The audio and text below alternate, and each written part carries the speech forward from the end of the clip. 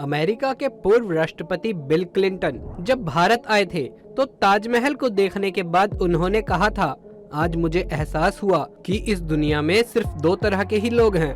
एक वो जिन्होंने ताज को देखा है, दूसरे वो जिन्होंने ताज को अभी तक नहीं देखा। होगी इस दुनिया में एक से बढ़कर एक खूबसूरत इमारतें, लेकिन ताज जैसा कोई नहीं, क्योंकि इसकी बुनियाद में एक बादशाह ने अपना दिल रख दिया था। आज इस वीडियो को आखिर तक देखना जरूर। आप ताजमहल के बारे में ऐसी बातें जानेंगे जो शायद ही आपने पहले कभी सुनी होगी। हजारों टूरिस्ट जो ताजमहल देखने आते हैं वो ये जानते नहीं कि जो वो देख रहे हैं वो ताजमहल का पिछला हिस्सा है। दरअसल जो शाही दरवाजा है वो नदी के किनारे दूसरी तरफ है और आज ज्यादातर टूरिस्ट ताज को वैसा देख नहीं पाते जैसा कि शाहजहां चाहते थे। मुगल काल में ताज तक पहुंचने के लिए नदी ही मुख्य रास्ता था। शाहजहां और उनके शाही मेहमान नाव में बैठकर आते थे। नदी के किनारे एक चबूतरा हुआ करता था। नदी बढ़ती ही और वो बहुत पहले ही नष्ट हो गया। बादशाह और उनके मेहमान उसी चबूतरे से ताज आया करते थे। दोस्तों, ये कहा जाता है कि शाहजहां ने ताजमहल बनाने वाले मजदूरों के हाथ कटवा दिए थे, लेकिन ये बात एक अफवाह जैसी लगती है क्योंकि इस बात का कोई प्रमाण मौजूद नहीं है। बहुत से इतिहासकारों का ये मानना है कि शाहजहां ने मजदूरों और कारीगरों को जिंदगी भर की पगार देकर उनसे करारनामा लिखवा लिया था कि वो ऐसी कोई दूसरी इमारत नहीं बनाएंगे, जिससे ये बात फेमस हुई कि बादशाह ने इतने मजदूरों का कारोबार काट दिया और लोगों की बात का बतंगड़ बनाने की आदत ने इस बात को फेमस कर दिया कि बादशाह ने मजदूरों के हाथ कटवा दिए। दोस्तों, क्या आपने कभी गौर किया है कि ताजमहल की जो चार मीनारें हैं ये बिल्कुल सीधी नहीं खड़ी हुई हैं, बल्कि चारों बाहर की ओर हल्की झुकी हुई हैं। ये कोई बनाने वाले कारीगरों की गलती नहीं है, बल्कि इन्हें ऐसा ही बनाया गया था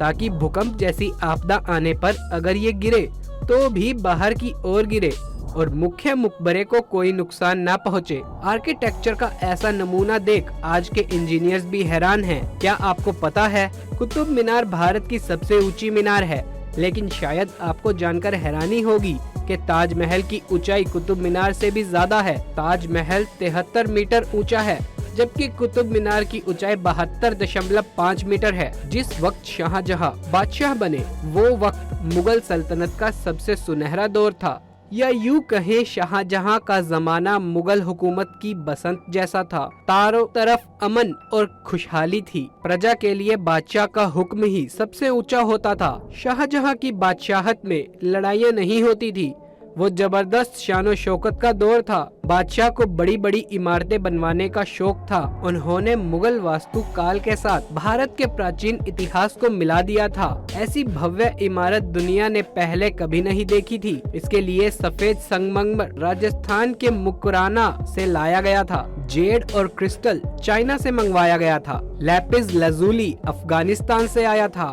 टर्क्वाइस तिब्बत से, जैस्पेर पंजाब से, सैफिर श्रीलंका से और कार्नेलियन अरब से आया था। कुल मिलाकर ऐसे ही 28 बेशकीमती रत्नों को सफेद संगमरमर में जड़ा गया। इन सब चीजों को विदेश से आगरा लाने के लिए 1000 से भी ज्यादा हाथी इस्तेमाल किए गए थे। ताजमहल आज से करीब 400 साल पहले 1631 में बनना शुरू हुआ था और ये 22 साल बाद 1653 में पूरा हुआ। इसका निर्माण 20,000 कारीगरों और मजदूरों ने किया था। वास्तुकाल का इससे शानदार नमूना दुनिया में दूसरा कोई भी नहीं। ताजमहल के निर्माण के लिए हर एक चीज को हीरे की तरह परखकर चुना गया था। 1857 की क्रांति के दौरान अंग्रेजों ने ताज को काफी नुकसान पहुंचाया।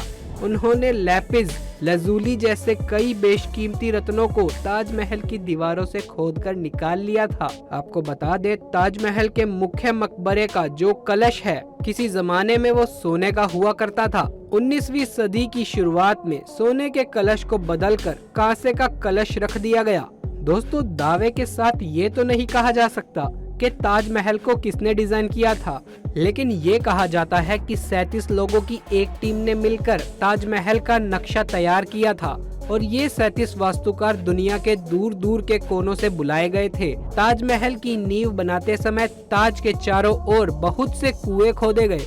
उन कुओं में ईंट पत्थर के साथ साथ अबनूज और महोगनी की लकड़ियों के गट्ठे डाले गए। ये कुएं ताज की नींव को मजबूत बनाते हैं। अबनूज और महोगनी की लकड़ियों में ये एक खासियत होती है कि इन्हें जितनी ज्यादा नमी मिलती रहेगी ये उतनी ही ज्यादा फौलादी और मजबूत रहेगी।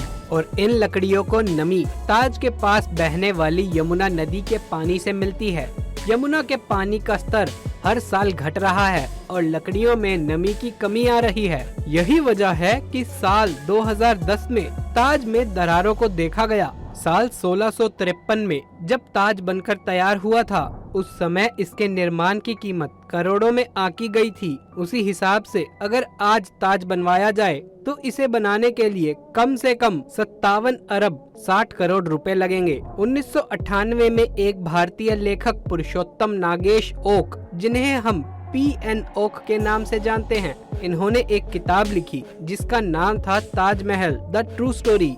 इस किताब में उन्होंने कई तर्कों के साथ ये दावा किया कि ताजमहल का मकबरा बनने से पहले यहाँ एक शिव मंदिर हुआ करता था और इसका नाम तेजो महाल्या था। सन 2000 में P.N. ओक ने अपनी बात को सिद्ध करने के लिए ताज की साइट खोदने के लिए सुप्रीम कोर्ट को अर्जी दी, जिसे सुप्रीम कोर्ट ने रद्द कर दिया। आर्कियोलॉजिकल सर्वे ऑफ इंडिया के मुताबिक ताजमहल कभी एक शिव मंदिर था, इस बात के तो कोई सबूत नहीं है, बल्कि शाहजहां ने इसको बनवाया था। अब इस बात में कितनी सच्चाई है और क्या वाकई में कभी वहां शिव मंदिर था या नहीं, ये बात आप हमें कमेंट सेक्शन में लिखकर जरूर बताएं। एक और कहानी भी बहुत प्रसिद्ध है कि शाहजहां यमुना नदी के दूसरी तरफ काले संगमरमर से ऐसा ही एक और काले रंग का ताजमहल बनवाना चाहते थे।